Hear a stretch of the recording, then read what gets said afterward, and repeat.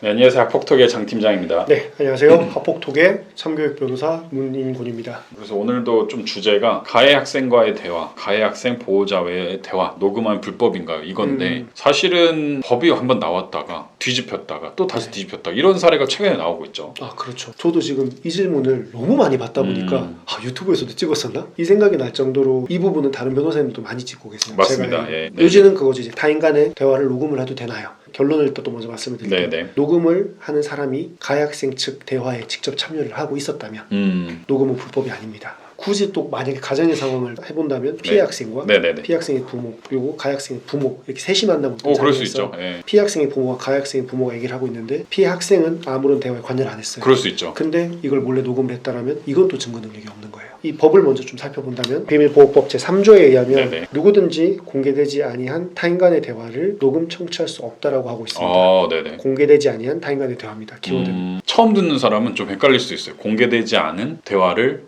오픈한다. 어떤 이런 밀실에서 대화하거나 카페에 조용한 데서 대화를 했던 거를 공개하면 안 된다. 그렇죠. 사적인 예를 들어서 어떤 강연회나 설명회에서 그런 건 해도 되는 이건 공개된 거니까요. 그러네요. 공개된 거니까요. 이해했습니다. 그럼 녹음하면 어떻게 되나요? 그렇죠. 이걸 위반을 해서 이제 요게 또 띄워주실 건데 통신비밀보호법 제16조에서 규정을 위반해서 타인 간의 대화를 녹음한 자는 처벌이 꽤 셉니다. 1년 이상 10년 이하의 징역과 5년 이하의 자격정지에 처한다. 처벌이 굉장히 셉니다. 녹음이라는 거에 대해서 굉장히 좀 민감한 사항인 것 같습니다. 네, 맞습니다. 그래서 통화 당사자에 자기가 없는 경우에는 녹음하는 것이 법 위반 행위에 해당할 수 있고 통화 당사자에 녹음하는 사람이 있다면 이제 이 부분은 법률상 타인 간의 대화에 해당하지 않게 되는 거죠. 정리를 하면 그렇게 됩니다. 요약하자면은 타인 간의 대화를 녹음하면 통신비밀보호법이라는 법률에 따라 처벌될 수 있으니까 불법이다. 그러나 녹음하는 사람이 대화 당사자라면 타인 간의 대화가 아닌 내 대화를 녹음하는 거다. 여기서 질문이 간단하게 하나 있는데 녹음하기 전에 저 녹음하겠습니다 라고 해야 되는 건가요? 아니요, 그럴 필요가 없는 거죠. 많은 분들이 그래서 그걸 오해하더라고요. 동의를 안 받았으니까 증거 능력이 있냐 없냐 해서 통화할 때도 저 이거 지금부터 녹음합니다. 이제 굳이 그럴 필요는 없는 거죠. 그러면 오히려 얘기를 안 하죠. 얘기를 안 하겠죠. 하나 더 궁금한 거는 이렇게 녹음한 거를 너무 화나가지고 공개된 유튜브, 카톡에 퍼뜨렸어요. 그 상대가 특정될 수 있게. 이러면 어떻게 되나요?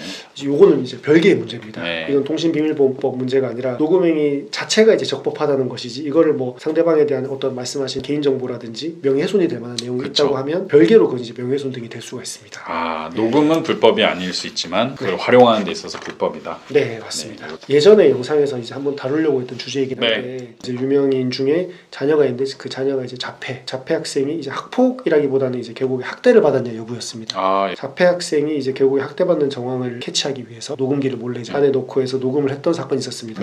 이게 일단 대법원은 제가 오늘 말씀드렸던 취지랑 똑같습니다. 타인 간에 대한 불법이다. 몰래 녹음을 했다라면 그 아이는 대화에 참여하지 않는 것이기 때문에 증거가 아니다. 네, 증거가 안 된다. 대법원은 일단 그렇게 판단을 하는 기조가 있었는데 이 사건의 이제 1심에서는 증거 능력을 인정을 했어요. 대법원의 취지와 다르게. 어떻게 된 거예요? 판결이 났나요 그러면? 1심은 그래서 이제 그렇게 됐는데 이제 항소를 했죠. 항소를 해서 2심에 가서 2심이 그래서 저희가 영상을 찍고 있는 10월 중순쯤이었던 것 같습니다.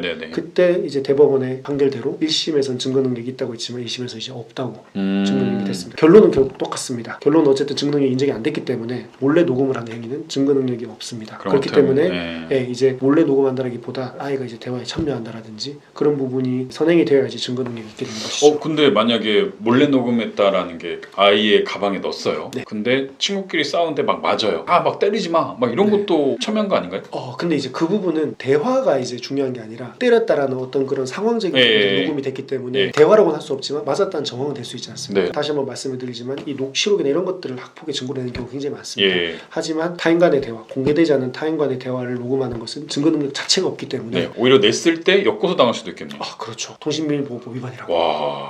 꼭 유의를 하셔야 됩니다. 이거는 개인이 판단하셔도 되겠지만 이런 여러 가지 고민했을 때 좀 도움 받으시는 게 오히려 역공을 안 당하실 수 있다 이런 생각이 드네요. 그렇죠. 이 부분은 워낙 많습니다. 영상들도 많고 이제 네이버나 이런 곳에 검색하면 많이 나오기 때문에 꼭 확인을 해보시되 정확하지 않은 정보를 가지고 이제 섣불리 절차를 진행했다가 낭패를 본 일이 없었으면 좋겠습니다. 많은데 내 사례는 없어요.